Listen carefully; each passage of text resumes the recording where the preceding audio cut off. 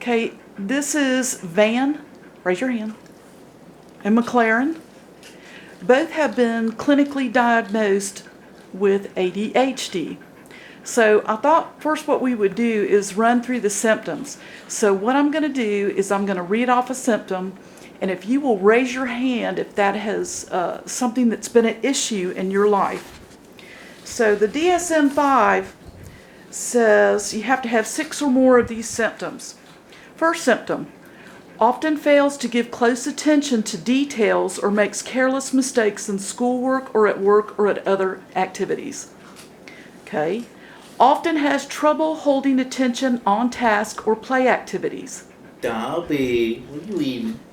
Mclaren? Often does not seem to listen when spoken to directly. Okay. Often does not follow through on instructions and fails to finish schoolwork, chores, or duties in the workplaces. Okay. Often has trouble organizing tasks and activities. Often avoids, dislikes, or is reluctant to do tasks that require mental effort over a long period of time, such as schoolwork or homework or writing papers. Often loses things necessary for tasks, such as school materials, pencils, books, tools, wallets, keys, paperwork, eyeglasses, mobile telephones. Mclaren? Yeah, I listen. Van? Only the things that are long term, not the things that are short term. Is often easily distracted. Mclaren? Focus. Oh, I figured I was putting on a demonstration. Is often forgetful in daily activities. Okay. Is today trash day? This is hyperactivity and impulsivity. You have to have 6 or more of these. Often fidgets with or taps hands or feet or squirms in seat. Often leaves seat in situations when remaining seated is expected. Often runs about or climbs in situations where it is not appropriate. Adolescents or adults may be limited to feeling restless. Okay. Often unable to play or take part in leisure activities quietly. Is often on the go, acting as if driven by a motor. Often talks excessively.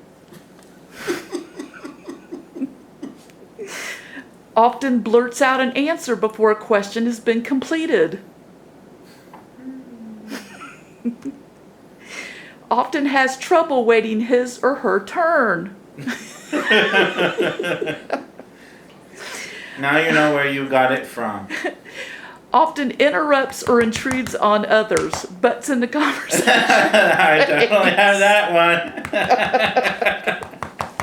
one. Okay, so let me ask you some basic questions about ADHD and y'all.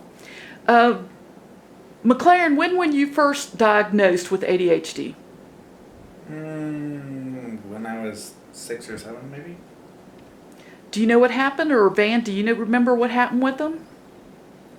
We just thought he was very active, and it wasn't until his teachers in first grade came to us and said that he was so uncooperative that he was failing his classes in first grade, and they wanted to put him on Ritalin. So we fought that for about a month, thinking that they were just, trying to put him on it because he was a nuisance. But we went along with it after they convinced us for about a month, and then within a month he made such a huge turnaround that he improved his reading level like by 3 grades, and he just made a complete turnaround. So went from a terrible student to a great student just in a month. Well, Van, when were you diagnosed with ADHD? I was just diagnosed in around the 10th grade, which would be something like 1975, and the only reason it was that late was because they didn't know what ADD was then. I think they just called it hyperactive even then, but I'm sure it was noticed even when I was very young. How did it affect you in school? School was always very difficult. You wind up having problems with the proper cues with other people, and then you have problems with schoolwork and getting schoolwork done. So that there were classes that I could barely pay attention and get an A, and classes that I could study as hard as I could and get an F. So my effort didn't seem to me to really have as much effect. I'm sure it had more to do with what parts of a subject that my mind could wrap itself around more than just my ability to study or pay attention. Yeah. McLaren, how did it affect you in school? I never really noticed. When you were in elementary school, what did you know about McLaren and ADHD in elementary school? Well, we noticed he made noise, and he had various issues with the social cues, and he was just a little odd. He could be quite hyperactive, and so it was always he was very sensitive when he was real small, so you just assumed that if he was that sensitive at 1 year, that the fact that he was still hyperactive and sensitive at 5 or 6, it was normal. But Well, did he have good behavior in school according to the teachers? not really. His behavior was always problematic. He wouldn't stay in his seat, and he might stand on his desk, and that sort of thing. Okay. Van, what was it like to watch McLaren having ADHD, knowing that you had had it as a child? It's very difficult.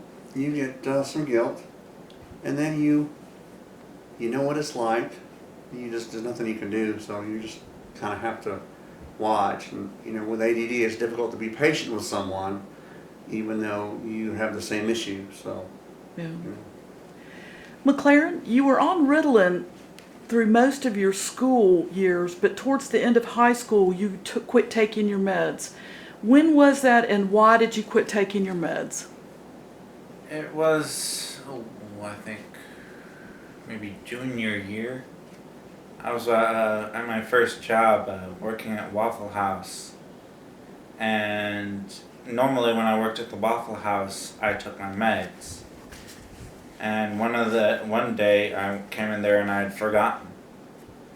As my coworkers talked to me and said, "Hey, McLaren, you're usually so quiet. You never talk. You just kind of stand in the back there and do your job. Today you're being active. You're talking to people. You're talking to us. We like this McLaren more." And for me, that was really the wake-up call that when I'm on my meds, my introverted side comes out, and I'm naturally very introverted. So when I'm on my meds, I just don't talk to people. I'm happily a wallflower. But when I'm off my meds, the hyperactivity really gets me to go out there and talk to people and be very social. I found that's a very good way to get out there and be social, not just be the guy hiding in the back. Van, you started taking the medications as an adult. Why and when did you start taking those?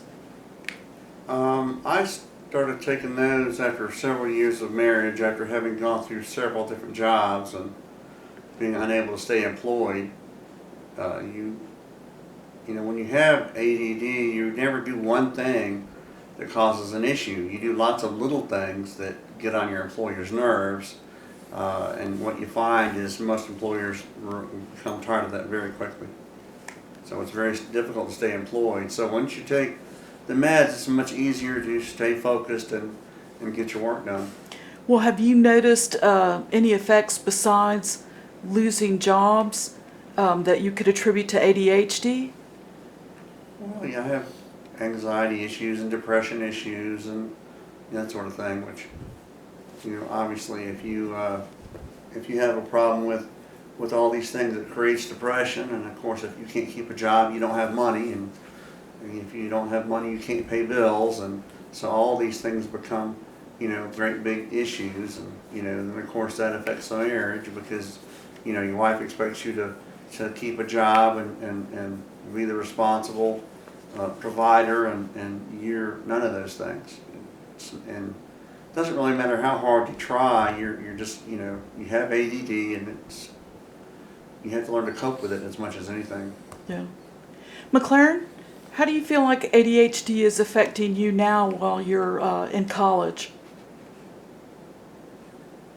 It makes me very distracted. I have a harder time doing my homework.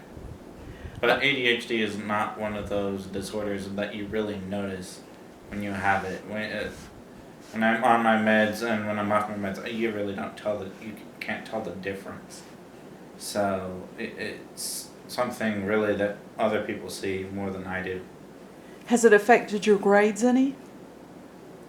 Probably it's the reason why my grades are all over the board. Why are they all over the board, do you think? Depending on the classes, how much outside work they have, usually. Well, do you see a pattern in your grades and how you do in a class? Like, It's very difficult to force yourself to focus on a subject you're not interested in. And you can fight it as hard as you can, you just can't focus on it. And if you come with a subject that you're really into, you barely pay attention and you absorb it like a sponge. well, do you find yourself paying attention in class, Mclaren? Yeah, that's the thing I really have. I have no issue with. So do you? I'm always listening, usually active, engaged out, and this is, you know, we heard some of the symptoms earlier. I definitely interrupt the professors, probably much more than I should, but they're always acting cool about it. How do you do I on your always seem tests? to provide good input. On your My tests? tests do pretty well.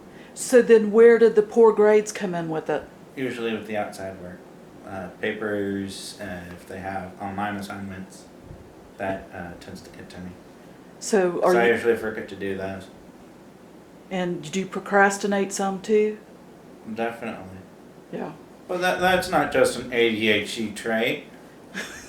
Everybody procrastinates. I'm not alone in that. Yeah, not usually though 2 hours before you have to turn it in. Van, having been an adult dealing with ADHD all your life, is there any advice that you'd like to give Mclaren about living with ADHD? The only real advice is to learn strategies and learn routines and you know, learn to identify where, you know, these things affect your life, because since you can't tell yourself what's going on, you have to assume, since you know that you have to take your medications and you have to organize your routines so that you know, literally, at the end of the day, I put my stuff in the same place every day, so that in the morning it's there right where I need it. Because if I don't, I have no idea where I put my wallet down or where I put my keys down unless I put them in the same place. And so pretty much everything I do, I try to do that way. If it's something I use all the time, I put it right where I need it. My medications are right by the sink, right by the toothbrush. If they're not by the sink and the toothbrush, they're not going to get taken. So everything is like that. Everything has to be, to some extent, regimented. You have to make these routines. Okay, thank you gentlemen for sharing your time and your views with us. We truly appreciate it.